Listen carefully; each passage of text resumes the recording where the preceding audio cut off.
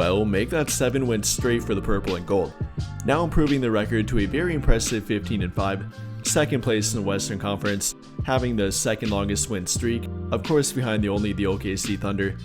And although they were playing against a not so great, undermanned opponent tonight, playing the New Orleans Pelicans, who were without Zion Williamson, Trey Murphy, Herb Jones, a few more after that point, but I think they've learned their lesson to not underestimate an opponent. After all, I think we all remember back to the Atlanta Hawk game not too long ago. They played without half their roster and still found a way to win. So luckily for us, the Lakers did not do that tonight. In fact, they came out the game hot. Luka Doncic dropping 20 points in the first quarter, yes 20, which is kind of surprisingly not that weird for him at this point. On top of that, they put up 46 points during the first quarter, nearly a 50-point first quarter, went into halftime with nearly 80 points, scoring 77 of them, and all around had a very productive offensive night. Like I said, Luka having a great game tonight, finishing with 34 points, 12 rebounds, 7 assists, Austin chipping in 33 points, those two combining for 77 points, 77 of their 133 tonight, well over half. Not only them, but DeAndre Ayton had a great game tonight, 22 points, 12 rebounds, very impressive 4 blocks, and definitely was their defensive anchor tonight, blocking shots left and right, contesting pretty much every shot at the rim, and definitely holding it down for them. And I thought it was a very interesting combination of guys they played him with. They were playing without LeBron tonight, also playing without Marcus Smart, so they had to turn to a few different names, including somebody like Maxi Kleber, who came off the bench to play 13 minutes tonight, roughly half of which were actually with both DeAndre Ayton and or Jackson Hayes on the court, Kleber playing the 4 next to them at the 5, and it actually worked out pretty decently. Kleber finishing with a plus, or rather team tying plus 14, tying with DeAndre Ayton. Actually, let me correct that, they were behind Gabe Vincent, who finished with a plus 15 tonight. But I thought the 4-5 combination of Kleber-Ayton, Kleber-Hayes worked. You know, we've seen it work in a few other matchups like the Milwaukee matchup, so I think it does have some potential and some use in some matchups, like this one for example. And hopefully that does lead to them kind of diversifying their rotation a bit. After all, it's gotten a bit short lately, often running a 9 and even an 8-man rotation, this including guys like Jared Vanderbilt, then with Marcus Smart missing their past 2 games to injury, it's gotten a bit short. So tonight we've seen a bit more Maxi Kleber, even seen a brief appearance of Adu Thero, playing a grand total of 2 minutes and 52 seconds off the bench, in which he got 1 steal and showed off his athletic ability a little bit. I for one would have liked to see more of him on the court. I mean, if they're not going to play Jared Vanderbilt, even in this matchup, then I would have liked to see more from Adu Thero. Evaluate him more and see if he might have something to offer the rotation. Yes, he is a bit limited offensively, but you never know if he might develop or has developed if you don't give him a bit more playing time. So hopefully Redick does kind of diversify the rotation a bit, maybe trust a few guys a bit more, or I guess maybe extend the leash of Jared Vanderbilt a bit. Simply try a few things out if they're going to be playing with a 1, 2, or even 3 main rotation guys in one game, like they did tonight. Though don't get me wrong, I'm definitely not complaining about their win tonight, the way they played tonight. Obviously they won and you'll take a win however and whenever you can get it. Luka playing great, Austin playing great, Ayton playing especially great, even some contribution off the bench. Hopefully that can continue and hopefully they can diversify the rotation a bit with it going forward. And with that being said, I'll let you hear from the team about their win tonight and how they can carry this momentum going forward. Hopefully tomorrow night as well, as they do have a back-to-back, playing Phoenix tomorrow night. This game that you'll take away. Well, we challenged the guys before the game. We got off to a 7-2 start. We've been 7-2 in our last 9 games. The last time we were, in a 7-2 stretch, we played Atlanta. The day, right before the game, a bunch of guys are out. So it's a similar, Zion's out, Trey's out, Herb's out, Poole's been out. So we wanted to get off to a good start. We wanted to play with the right intent. Thought we did that.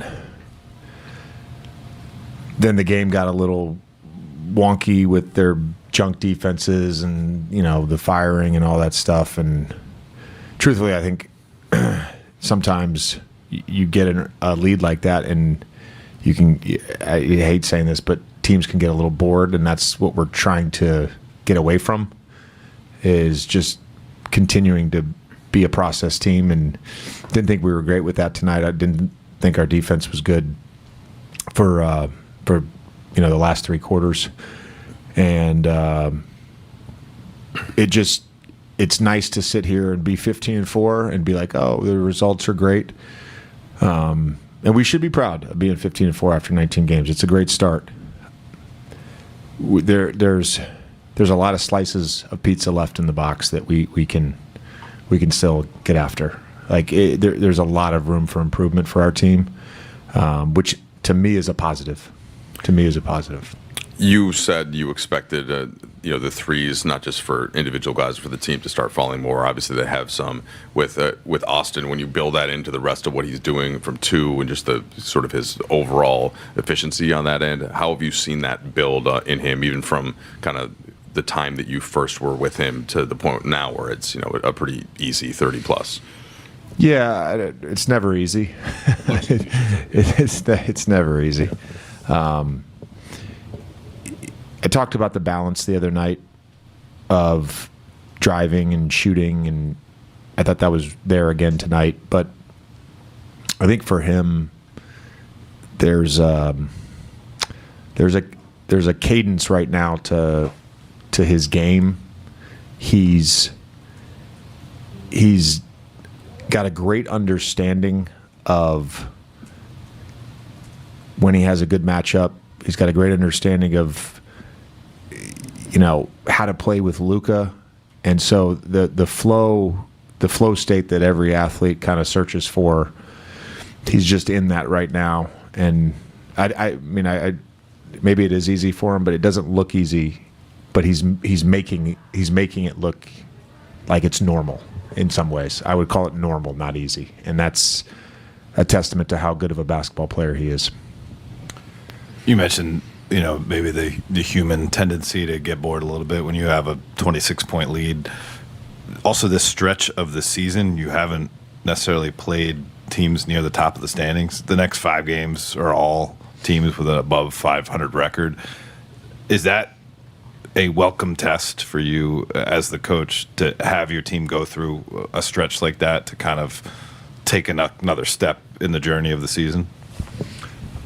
Absolutely. There's the entire season is a challenge, and throughout the season there's stretches that are more challenging than others. I don't think anybody on our team necessarily, and this is not a knock on New Orleans, by the way, but the reality is the Clippers and the Mavs and the Lakers and the history of all that stuff and who those teams have been over the last several seasons. I don't think the Clippers and Mavs, I don't think our guys are looking at their records and saying, oh, this is a bad team. New Orleans has had a ton of injuries and a coaching change, so that's a different situation. We've got an incredible challenge tomorrow with Phoenix. Those guys have played great basketball, and they're coming off a couple losses to two of the best teams in the NBA. They play hard. They have an identity. That's going to be a huge challenge on the second night of a back-to-back. And then, in terms of an East Coast trip, I know there's a couple teams that have stuff like this in terms of Eastern Conference going west and West going east. I've been part of the NBA 19 years. I don't ever remember a California-based team going to the far east of the Eastern Conference for 3 games to play 3 and 4 nights. That's an incredible challenge. And then we come back, of course, and we've got another challenge. So it's going to be a tough stretch, and we're going to have to manage a lot of different stuff coming up. Look, you guys scored 46 in the first quarter. It's the most you've scored in any quarter all season long. But they were able to get back into the game. What's the lesson that you guys can learn in terms of going up big and trying to keep it big? I mean, we're up 20. We only won by 12, but, those games are kind of hard. The lessons are just keep doing what we're doing. We won, I think, 5 or 6 in a row. So keep doing 7. So keep doing what we do. Luke, another double-double from DeAndre. Just what does he mean to this team when he's operating that efficiently on offense and also, crashing the boards the way he does? Yeah, great. Like I always say, he's a big big thing for us, big help on us winning the games. So we appreciate him. Keep going like that. He's playing amazing. You guys only had 8 turnovers tonight. I believe that was a season low. Just how much has JJ and the coaching staff harped on ball security, or even the margin of possessions? Yeah, that probably starts with me. Got to take care of the ball more, better. Had some games with a lot of turnovers. Today was way better. But yeah, that means more shots, more probability to make shots. So got to take care of the ball. Luka, I know you say you're not going to compliment Austin anymore, but what's made you two such a dynamic backcourt? What's made that work for you guys? I think we're just good basketball players. I don't know what made it special, but I think we're just good basketball players. Luka, on a back-to-back setting, does it make a difference to you to play 32 versus 38 minutes? Does it all depend on the game and how hard it is to exert those minutes? And how do you, throughout your career, how does that kind of weigh on you or not in a back-to-back? Oh, honestly, I don't know because I don't really remember. But I think 5-6 minutes won't do anything. Not a big difference. So, we'll be ready for tomorrow. And then just another thing on Austin, he said in the walk-off that him missing that last free throw was partly to keep your confidence high, so that he didn't outscore you 2 nights in a row. Do you appreciate that kind of an effort from him? Which free throw he missed?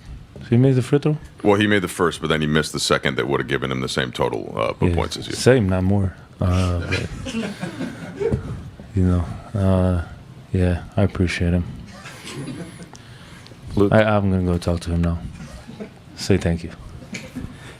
Luka, tomorrow's your 20th game of the season, so basically wrapping up the first quarter. How would you assess how the team has progressed to this point, and what are some things that you feel like can be better in the second quarter of the season? Like I said before, just keep doing what we're doing. We're 15-4, I think. So I think that's a great record, so keep doing the same things. Won 7 in a row, and record-wise, 15-4 looks fantastic. What, as a group, do you look to, as you want to take the next step as a team? I'm just referring to tonight, just playing better in the second half. When you have a team, down 20 at half, I know it's the modern NBA and no lead safe really, but just taking that next step to push that lead from 20 to 30 and continue to compete at a high level. 46 points was the most you scored in any quarter this season. You did it in the first quarter, then only 8 turnovers for the game. How has this team been able to mesh together so well offensively? Lucas scored 20 in the first quarter. Made a lot of shots, made a lot of plays, and then everybody did a good job taking care of the ball besides myself. 5 turnovers is way too many. I think 3 or 4 of them was just bad, like just me being bad. So, if I take care of the ball, we probably have 4 turnovers. They might have scored 145, but first quarter was good. Obviously, Lucas is one of the best first quarter players. He's one of the best players in the league, but obviously first quarter he comes out to the statement. So he gets our offense rolling early. You speak to that and kind of the challenge every night, but you're nonetheless, right, you're getting to these marks that if we would have told you at the beginning of your career, right? We would have taken it in a heartbeat.